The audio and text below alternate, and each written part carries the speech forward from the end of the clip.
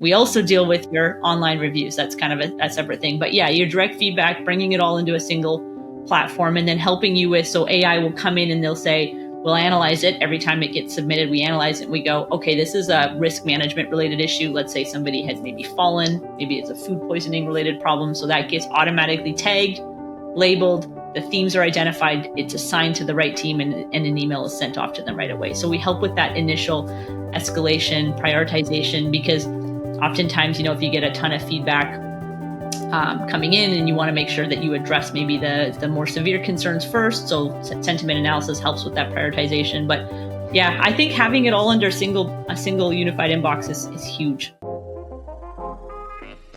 Welcome to Whisking It All with your host, Angelo Esposito, co-founder of Whisk.ai, a food and beverage intelligence platform. We're going to be interviewing hospitality professionals around the world to really understand how they do what they do. Welcome to another episode of Whisking It All. We're joined here today with Shereen Qumsieh, co-founder and CEO at Akira. So Shereen, thanks for being here. My pleasure. I'm really excited about this. Yeah, I was obviously checking out your website and what you do. Super interesting. I always like to start just for people listening in and wondering, what is Akira? Can you give them the 30,000 foot overview of what Akira is and does? Absolutely. So the one sentence is, we simplify reputation management and we deliver prescriptive insights. And the goal for me is better storytelling with data, and to start conversations that might not otherwise have been started, just because, there's a lot of unknown. Operators are busy. They don't know what they don't know. Right. So that's the high level view. And then if getting into the nitty gritty, we help with, consolidating all their feedback in a single place, making sure that it gets assigned, escalated if there's risk related issues, ultimately resolved. How it was resolved, we track all that into a single platform. We also aggregate and help with responses with respect to the reviews, online reviews, so things like Yelp, Google Business Profile, that sort of thing. And the last pillar for us is actually listing management. We feel that falls under the reputation management umbrella. So making sure that your listings, just the basics, name, address, phone number, your hours of operation are consistent everywhere people search. And so having that, kind of managed for you and streamlined, and there's a lot of AI that we leverage in a smart way to help you do all that day-to-day work. But then ultimately for me, it's about delivering those insights, and then for businesses to be able to make improvement. That's what we're trying to do here. So that's, I love that. And typically, and we'll get deeper into it, but just at a high level, what type of restaurant establishments you guys work with, or what type of establishments in general? Yeah. So typically, we have a lot of customers that are multi-concept, multi-brand, definitely multi-unit. We do things like, NPS and sentiment is a big deal, right? So being able to understand, not only how you're rated, but what does that mean? What does an NPS of 24 mean? What is a sentiment? What's a good sentiment? What's a bad sentiment when you're analyzing your feedback and reviews? Just being able to do all that and being able to bring that all together for these operators in a single location. And we find that these issues tend to really be felt at that scale. Got it. If you've got a couple locations and you're managing them, you're probably responding to your reviews on your own. Right. You're probably capable of making sure that your location information is accurate and consistent across where people search. But that gets harder to do at scale. Yeah, that makes sense. We see that too at Whisk. At Whisk, we help with all the back house stuff, but same type of thing is until the pain point hits a certain amount, it might not make sense, right? So exactly. For us, that analogy is if you're a mom and pop shop, you're there every day. You got two types of wines, and you sell 5 types of pizza. It's you probably couldn't get away with in a spreadsheet. But then when you kind of go higher end, hundreds of SKUs, this, that, or to your point, multi-units, that's when it starts getting hard. So that makes a ton of sense. And obviously I was checking out your background, and you have an interesting background. So I'd love to understand maybe some key moments from your early career that influenced you to kind of become an entrepreneur, and then furthermore start Akira. When we first immigrated to Canada, my family we had 3 different franchises. So we had, I don't know if you're probably not familiar, but we had 2 Mr. Subs and a Robin's Donuts. Okay. And so I kind of grew up kind of in that world. And then my parents moved on and purchased a fried chicken and pizza joint. Okay. And so it's kind of been this thing, right? And my background's actually software engineering, so that's where I've got my training and education. And so for years I did consulting. And what was really interesting, and so consulting, really tailored around building custom solutions for companies that they couldn't really buy anything off the shelf. It wasn't quite what they wanted. It wasn't tailored to what they needed. So they would approach a company like ours, and then we would build that out. So that was, very early entrepreneurship, was me running my own software development consultancy. Nice. And so what we learned in that world and doing that, and it was, we had customers like one of the largest food service operators in Western Canada, Centennial Foods. Like they would come to us and say, hey, we need to build this application. And what we learned was, just by shedding light on things, just data, it generally led to improvement, because it was things that maybe were otherwise not being measured, or people just weren't aware of, or company-wide, they didn't have sort of the same alignment on what it was they were trying to achieve. And so just aggregating that all, kind of shedding light on the things, I like to call it the pearls and the oysters, like just highlighting those little things. And then, people they rally around, oh, that's where the number's at. Well, we want to get to here. And then they start to work towards that goal. So, my father-in-law has a saying, what gets measured gets done. And I love it. And so that's kind of when I look at my focus and what I'm trying to do here at Akira, taking all that background and everything that we've done. For me, it's about storytelling with data. And I don't think there's enough of that happening across SaaS as a whole. You see a lot of products that pump out dashboards and pie charts and bar graphs. But then what you find is, if you really ask the hard question, I don't think any of your users are actually consuming it as much as you think they are, because they look at those things and they go, okay, what is this trying to tell me? Even 6 months from now, you might have built something out and you come back and you're like, what was I trying to tell people here? So we use natural language sentences. Like when we talk about an NPS in our platform, it's like, you have customer retention is at risk, right? We don't just give them a number of 42, because everyone's going to say, what does 42 mean? Like, and how do I compare competitively? And what is, and in different verticals that means different things, I think you got one of the best companies in the world if you are an Apple guy, right? But their NPS is not 100, right? I think it's like maybe 60, 70. So, and then is that a good NPS? Is that a bad NPS? So we translated into hey, this is what we think is happening here. Retention is at risk. You're losing more customers than you're retaining. And we actually use language like advocacy, loyalty, fanatical fans, things like that, so that people can really understand what it is we're trying to convey. And then they can actually take action on the things that we're saying. I love that. It's funny because it's always been the question is like, okay, step one is getting the data, but step two is always like, what do I do with the data? And one thing you said that really kind of sparked just kind of a memory or a learning that we had at Whisk was just like, when we started, we were very focused on the bar side, so liquor and wine. And then eventually, especially because of COVID, we eventually added the whole food side, so full service restaurants. But anyways, on the bar side, one of the most common things we saw was when we helped them catch losses. So for example, like, hey, you guys overpoured, 100 ounces of Jameson this week.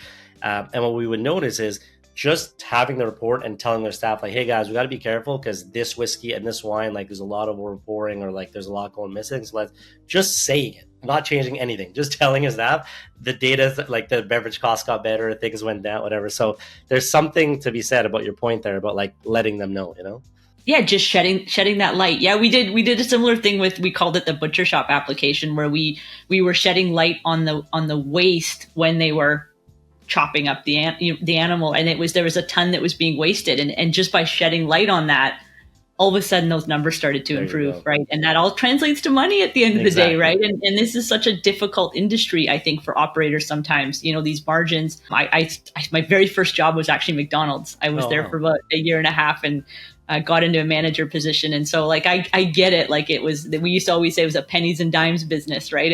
It's that all that matters. Everything counts. Yeah. Everything is just like, so that's my mission here is like, and if I'm not telling a story, I'm not doing it right. And so I'm constantly going back to our operators and our customers and saying like, does this resonate? Does this make sense? Has it started a conversation?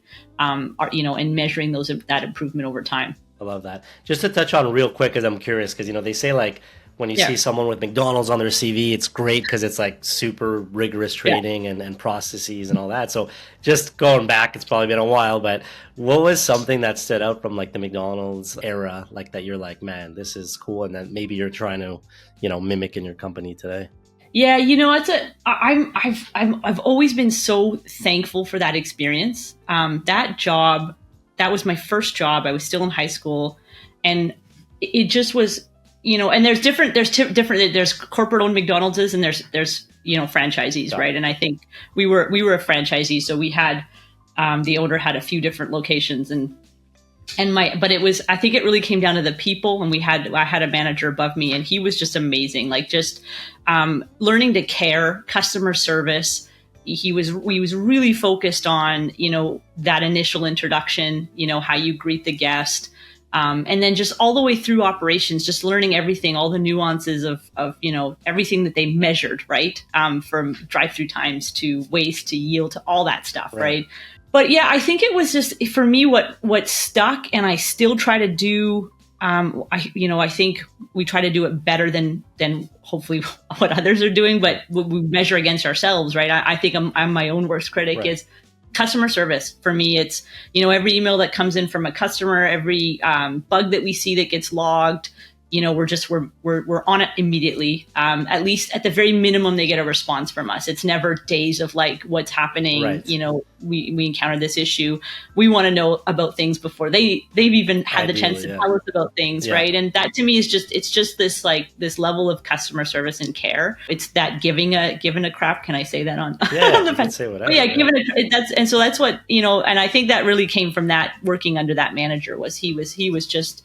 That was all that really mattered at the end of the day, was showing people that you cared, putting a smile on your face, and kind of having fun, loving what you do. We had a lot of fun. That was a year and a half of a lot of fun. I have such fun memories of that experience. So I highly recommend it if anybody is. It was a great experience for me. No, it's amazing. And it's funny because the point about reactive, it's like, in the early days, at least if I look back, it's like, and you probably had a similar experience, but like startup life in the early days, you're almost always reactive. But when you start growing and you get to the point where you can start thinking proactively, it's such a good moment where it's like, now you can get ahead of things, and now you have like a help desk, and now you have so not everything's just like, okay, get an inbound chat request or email request and respond, but now it's like, how do we get proactive? And so that's right. That's a fun shift. It is. It's a fun shift, and I think it's such simple stuff, but sometimes hard to get to do, or hard to get right. And it's just that showing up for your customers and making them feel like their feedback matters, you care. And for me, it's also about taking that feedback, and if it's usually good. Like we're a, what I like to call customer-led development shop. So basically, our customers drive what goes into the product. There's not ideas happening over here in silos that aren't actually coming from them, and so feedback comes in from them, and it's usually implemented pretty quickly. And that's awesome. Again, it's just part of that feedback loop that I want them to have. That's cool. And then so fast forwarding, right? Like what inspired you? So obviously now we kind of understand the idea behind your entrepreneurial blood and, coming, immigrating to Canada, parents, being entrepreneurs and opening, those 2-3 franchises, et cetera, et cetera. Fast forward, what kind of inspired you to co-found Akira? Like, where was the inspiration for, okay, this is the problem I want to solve? Like, I'd love to understand like the thinking behind that. No, great question. So we actually had a company, a large multi-brand, multi-concept company approach us. And they had actually looked at a lot of solutions that were out there, and they were faced with either two problems. Either they would have to have multiple platforms to do sort of everything that would fall under this reputation management umbrella. Typically you're dealing with something that would manage your direct feedback, or something that would manage your online reviews, maybe something that would do both, but then there wouldn't be listings, and then you'd have to pay, there'd be another per location per month cost to manage your listings.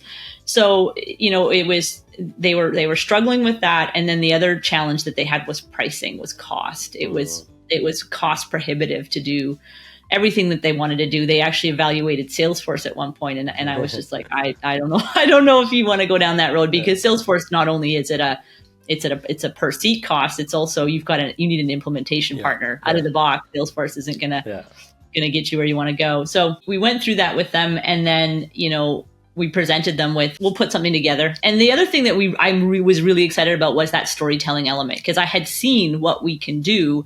And a lot of the solutions out there, I don't think we're going to deliver from a storytelling perspective, just actually really give those prescriptive insights to those operators, like just tell them what it is that we think that they need to know that's going to be useful for them. And so it was just this opportunity, and I didn't want to pass it up. And, we put something together for them in a couple of weeks and sent it to them, and they were like, amazing. Yeah. Awesome. So was that your first paying customer kind of thing? That's your first right. pilot customer? Yeah. You got it. First pilot customer, first paying customer. Absolutely. I love that. And then what were some lessons you learned early on? Because, the first customer, I feel like there's obviously a ton of learnings. I mean, the learnings never stop, but what were some maybe key learnings you got from that first experience? Yeah, you know what? The biggest, honestly, mind shift for me was learning to tell better stories. I keep saying that, but better stories with that data. Because what we did initially was we just presented them with dashboards. We had pie charts and bar graphs and things like charting all over the place. And I had met with them, we meet sort of, we have a frequency quarterly, and some people I meet with actually weekly. And I went in there one day and I was doing a presentation, and then I thought, you know what, I'm going to ask. And I said, show of hands, how many of you are on the dashboard and actually consuming this data? And nobody put up their hand. Yeah. It was silent. And I'm like, okay, that's interesting. I went back with my team and we went back to the drawing board, and I actually picked up a book I've got on my desk here. I don't know if you've ever read it, called Storytelling with Data by Cole Nafik. But it actually completely changed the way I sort of approached and thought about how we present that. And so we actually took a stab at redesigning some of those, I'll call it the pearls in those, like the nuggets of information. Because you have all this data, but then it's like, what are we trying to communicate with that data, right? And so, typically the mistake that we make is we dump all the data, and then it's like, we leave it to the end user to try to figure out what it is we're trying to communicate. So we took a stab at a redesign, and that went viral. Like that was, we laid it out as an infographic. There was no pie charts, no bar graphs. Wow. It was just telling a story from top to bottom. That's awesome. And that's been one of those things that they're constantly giving me feedback about, asking questions about, can we add this? What about that? And so that tells you that you're onto something, because you're all of a sudden getting feedback. Whereas, we went a year and didn't have any feedback about the dashboard. Right.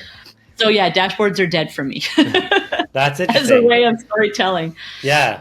It's funny. My CTO keeps telling me I got to watch the movie Her, because sometimes I keep saying like, hey, one day we got to get, but obviously this is like crazy amount of money and like we're talking like hundreds of millions of dollars. But one of the visions was always like, hey, imagine one day like we can get to the point where it's to your point, but like just natural language. Like, hey, what should I order this week? What am I running low on? Should I be worried about any products? Are there, et cetera, and just kind of speaking naturally. But I like where you're headed, because us too, like we actually just came out with new dashboards, which are a lot more simplified in the core stuff and not too much data, but the data they need. But now it's like, okay, how do we tell them what to do with that data? So if they see like, historical purchases, what do they do with that?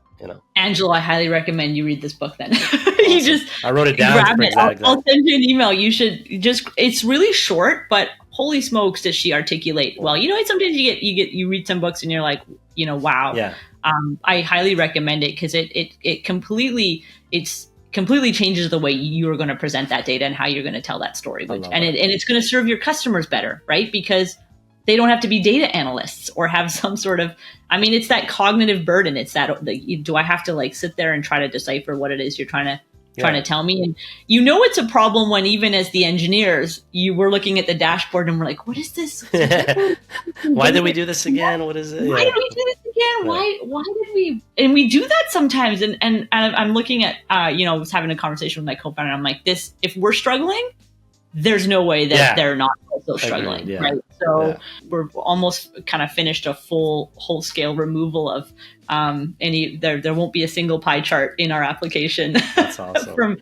from like next month onward. So that's really cool. The other thing I wanted to touch on that you said that I loved is the conversational data. That's something that we've got in development right now. That's pretty close. And for us, the future, the evolution, or the next step is, we want the operators to be able to just query their data, right? Because we're aggregating, we have all this amazing information across all these different platforms, both online and then direct feedback, however they happen to be soliciting that. But being able to just, I think, as you said, you had a couple sentences you threw out, but like, hey, in the last 7 days, how many complaints did we get about missing items in takeout orders at this location? Right.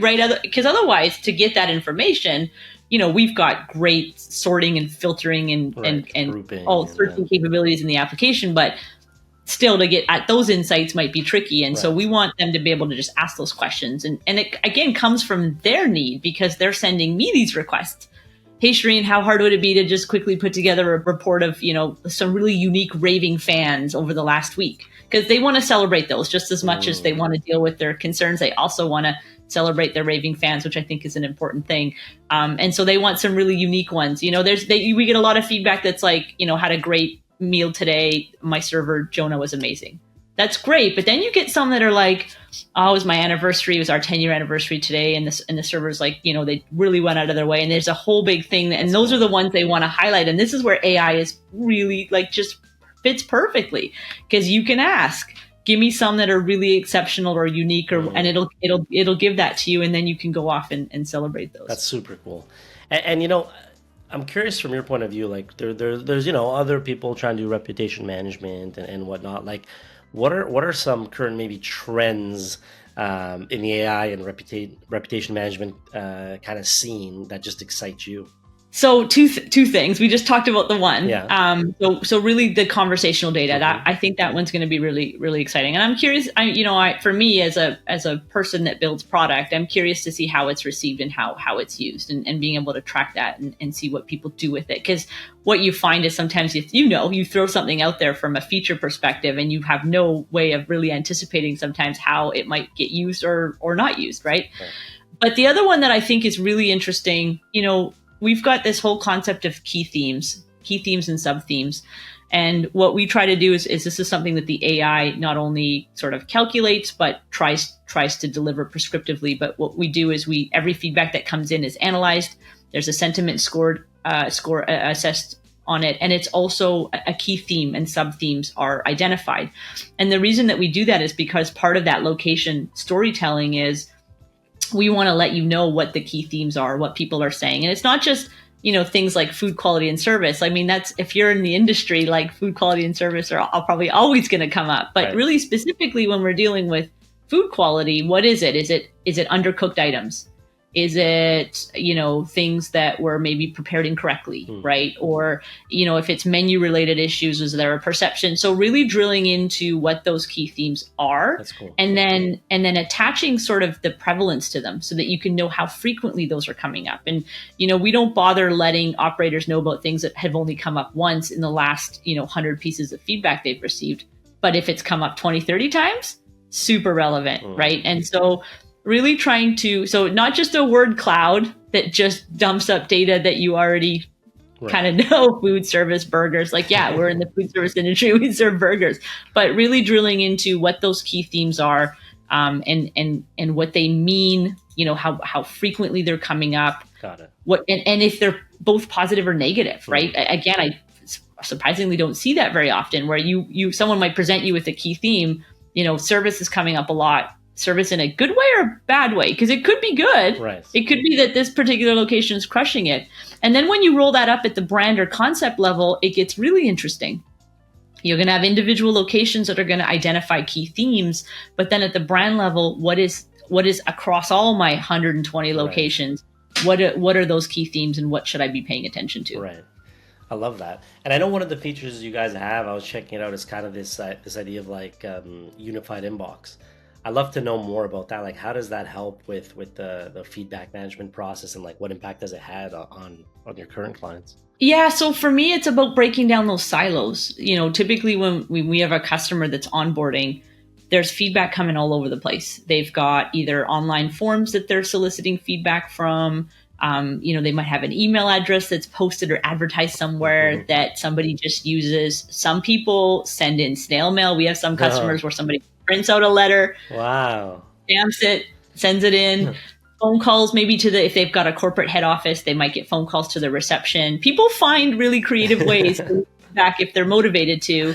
Often there's a QR code that's maybe printed at the bottom of a receipt. Right. So we do those integrations with the POS that they can then scan, and then they solicit the feedback that way. And we find every company's different. They have maybe channels that we hadn't thought of. We have one customer that's got a separate platform for online ordering that they use, and then they want that and people can leave feedback through that platform. Not the big players like Skip or Uber, but it's still a player. Right. So they want to have that integration. And so what we do is we come in and we go, where's all your feedback? Where are all these silos? And then we bring it and aggregate it all into a single unified inbox. So you log in and there's all your feedback, regardless of channel, regardless of where it came from. And I will say, Angela, to be specific, it's direct feedback. So these are typically one-on-one private conversations. Right. We also deal with your online reviews. That's kind of a separate thing. But yeah, your direct feedback, bringing it all into a single platform, and then helping you with, so AI will come in and they'll say, we'll analyze it. Every time it gets submitted, we analyze it and we go, okay, this is a risk management related issue. Let's say somebody had maybe fallen, maybe it's a food poisoning related problem. So that gets automatically tagged, labeled, the themes are identified, it's assigned to the right team, and an email is sent off to them right away. So we help with that initial escalation, prioritization, because oftentimes, if you get a ton of feedback coming in and you want to make sure that you address maybe the more severe concerns first. So sentiment analysis helps with that prioritization. But yeah, I think having it all under a single unified inbox is huge. That makes a big difference. And out of curiosity, like, what are the typical wins you might see from a customer? Because on one side, there's obviously the just chaos and operational efficiency of, like you said, unified inbox, everything in one place. I got too many locations. So there's clear, just organizational and operational. But what other wins can they see of okay, I've implemented this thing. These are some things that have changed my business for the better. Yeah. So the very, just right out of the gate is you now have, we are able to calculate NPS and sentiment, right? Yeah. And just being able to calculate. And then the other thing that we do with onboarding is we sit down with sort of the ops team and we say, well, what's the goal? So if we've got your baseline now, we've been collecting your data for the last 30 days. We've been dealing with the feedback and responding to it. So you're sitting at, and then this is the thing they don't often know. So then right away we give you your baseline. Your NPS is at 20, your sentiment's at 54. Not great. Where do we want to get to? And so then we set that goal company-wide. It's visible in the platform. We all work towards it. We celebrate when we get there. But it kind of goes back to what you and I talked about at the beginning. What gets measured gets done. Yeah. And just the simple fact of just shedding light on here's where you are today and here's where you want to get to, it's motivating. People start to work towards that goal. And so That's what cool. we see over time is that increase. And there's so much data, if you just Google, so much data to support that, let's look at, for example, Google reviews. You don't want to be in the 3 something, right? But you also don't want to be too high. There's a trust thing there where people think, well, these are a bunch of fake reviews. Interesting. So it's so it's 4.0 to 4.5 is this sweet spot where you want to be. And typically those locations outperform revenue sales wise, right? Than ones that are that are lower. So we're working towards that. And then there's this concept of, I don't know if you've heard of the overall, we call it a reputation score. Okay. So it's how well you're doing with respect to your reputation management efforts. And it's all of it. It's everything from how accurate your listings are. Are you responding to both positive and negative reviews? Do you have other ways of soliciting feedback? What's the volume of reviews that you do get? All kinds of stuff like that would score you. And again, there's data to support that a better scoring company brand concept does better than one that scores less. So all of those things matter. And I don't know if you probably like me using Google predominantly to make to check out locations, figure out where you want to dine, things like that. And it's really interesting to see how many companies are still ghosting their guests, so not responding. Or you'll see some locations that respond only to the negative feedback and completely ignore the positive feedback. Right. But from an SEO ranking listing perspective, completeness matters, and completeness means responding to both positive and negative reviews. So interesting. And I know you touched a bit on how Akira's or Akira's sentiment analysis. I'm curious to know, can you touch a little more, how does the platform kind of prioritize, critical issues and then maybe even automate some of those responses? Great question. So what we do is every piece of feedback that comes in and review, so review and feedback, direct feedback and online reviews gets analyzed. And we do, so we can analyze mixed sentiment. So often, and this is really common, you'll get some feedback that'll come in that has both positive and negative themes. Somebody might have loved the food but didn't like the service, or vice versa, right? Or 90% of the experience was amazing, 10% of the experience wasn't very good. And that took a bit of, time to get right. I found, like, I don't know if you've worked with AI, you hear the language prompt engineering, right? Really learning how to prompt it, how to ask the right questions so that you get the results that you want. So getting that right took a bit of time, but we're, right where we're at right now, we're pretty confident with the solution that's in place. So it analyzes it, identifies the mixed sentiment, scores this here, scores that there. And then what it can do is it can identify issues that are risk related. And so again, typically when you have multi-concept, multi-unit, you've got a risk management team, especially if there's a lot of locations. Right. And so we want to make sure that team gets assigned when certain things, and what would you otherwise have to do? You'd have to have somebody reading through that feedback and then assigning manually. So that's where AI, it becomes really, really useful, and it's able to just quickly identify, assign, and an email gets sent. The feedback can come in on a Saturday night at midnight, and AI analyzes it, assigns it, sends it out. And then the timer starts, this is when the feedback received, this is when we expect to see a response. And then, we're able to kind of follow up and make sure that gets resolved quickly. So, and you guys, I was just saying, do you guys also help with the, maybe, I think the answer is yes, but just to clarify, do you also help kind of generate like auto responses, or is the auto response being sent to like the risk management person? That's an option. Okay. So the software can support both, whether a customer, and we see both. Some customers want to go all out on the AI and they'll trust that it can generate the responses. And some want to be a little more cautious where they'll say, here's a list of templated responses based on these workflow rules. So, we'll often see something like, if it's a 4 or 5 star rating without any comments, here's what I want you to respond with. And we'll rotate between however many responses that they give us, randomly. Can they still review it? Do they have an option, or kind of like it either sends it? They can choose. That's right. For each workflow rule, they can determine which require approval and which get posted automatically. That's awesome. I can imagine that. So just to kind of paint the picture. So like a typical client, multi-unit, obviously, potentially multi-concept too, but let's say a multi-unit, they got, 20 locations. They come to you, they're interested. What does the process actually look like? Do you guys do a pilot? Do you start with one location? Do you get is it a trial? How do you guys kind of go about getting their business? Great question. We let the customer drive that. It's there's a lot of factors that would determine, what they can do on their end. So oftentimes they will, they might want to do a pilot, and they might want to pick, a handful of stores, and then we'll go from there. And then we can measure, right? So, hey, let's baseline, let's see where we're at. And then let's start to measure over time. So it's really dependent on them and how they want to set things up. But, the onboarding is pretty quick.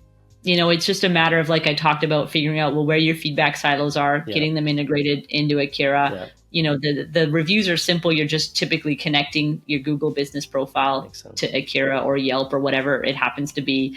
And then you go from there. And, it's really interesting. What we find people love, for example, with the online reviews with Google business profile, is Google doesn't give you sort of any trending or metrics. So while you know that your location might be sitting at a 4.2 today, would it interest you as an operator to know that in the last 90 days, you're actually sitting at a 2.5? Right. And if enough 90 days go by, that trend is still at a 2.5, it's a part of that storytelling. And so this is one of the things that we just recently added, right? Because it was, we had a lot of operators standing behind their high ratings, but then we know that there's something that's not quite right. And so if we can reflect or shed light on that last 90 days, it tells a different story, and then it gives you something to focus on. And so, that's the kind of thing that you just can't get out of your Google business profile, right? That makes sense. And out of curiosity, I know you mentioned feedback obviously can come from a lot of places, whether it's the receipt and a QR code, it could just be whatever. Anyways, we spoke about it, but do you recommend that your clients have a dedicated feedback page for capturing these insights, or how do you think about that? 1,000%. And I don't think there's anything wrong with doing that. We actually have these conversations a lot. And I think there's absolutely, your strategy should be get ahead of your feedback before it gets online. Because what we find was really interesting, the data, what it's showing us from our customers is, think about this, Angelo. It's really interesting. I love this data. You can see I geek out about it. But of all of the Google, let's take Google for a minute. Yeah. For all of the reviews that are left, for every kind of response that we post on behalf of our customers, if it's a negative concern, so it's a guest concern, we always invite the guest to take that conversation offline. Because you can't actually resolve it through Google. You don't know their email address. You have no phone number. You have no mechanism for contacting the guest. And you can only ever post that single response. So in lieu of that, the only thing we can do is say, hey, like we desire to resolve this. Can we take this offline? And what percentage of people do you think actually take any business up on that offer? For us, it's sitting at about 8%, 9%. Oh. So, which is really interesting, right? Yeah. And so it tells me that the kind of the psychology, I don't know how you want to analyze it, but it tells me that Google feels more to me like a fire and forget. A lot of these online platforms are more of like a fire and forget. People might post something, they're upset in the moment, and it could be because they didn't have a direct way of contacting that store or that location. And so because that happened, it went on. And then now it's in the public realm, and you can't actually resolve the concern, and you can't do that, post resolution soliciting them to maybe update the rating in a very genuine way. Right. Like if your experience or the rating that you left no longer reflects our resolution and how we handled this matter, we'd appreciate if you update it. We can't actually do that. So you want to get ahead of those. And so, make it really easy for guests. Here's what I'm just working with one of our companies that's helping us with our go-to-market strategy, just realizing that don't make it harder than leaving an online review to leave direct feedback. Make it super simple. And so there's many ways to do that. We help our customers with that. But yes, absolutely have a mechanism to solicit that direct feedback as quickly as you can. If they haven't left the location yet, even better. But yes, absolutely, you want to have that in place. And I know you spoke a bit about listing management and you have that feature.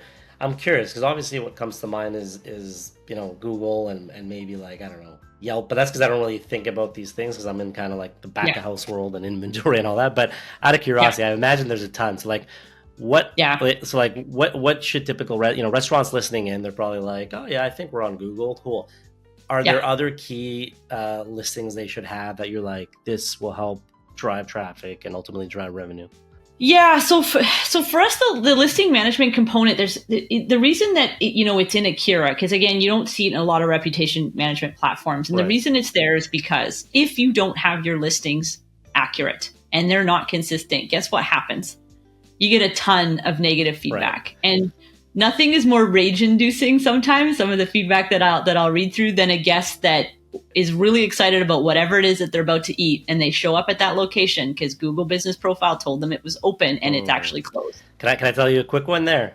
Yeah, I was actually that happened to me. I mean, I wasn't super mad because I understand, but it was actually in Colombia. So I was there with my brothers, and it's funny because in Colombia, basically there's like a holiday every second Monday, give or take. Like I'm exaggerating, but pretty much like 20 holidays a year.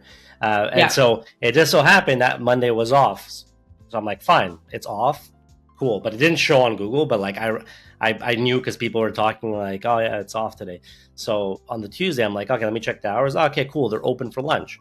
Show up for lunch. And there were like a few people there, but they're like, oh no, we're actually not open today for lunch because yesterday was a holiday. So we're going to only open for dinner tonight.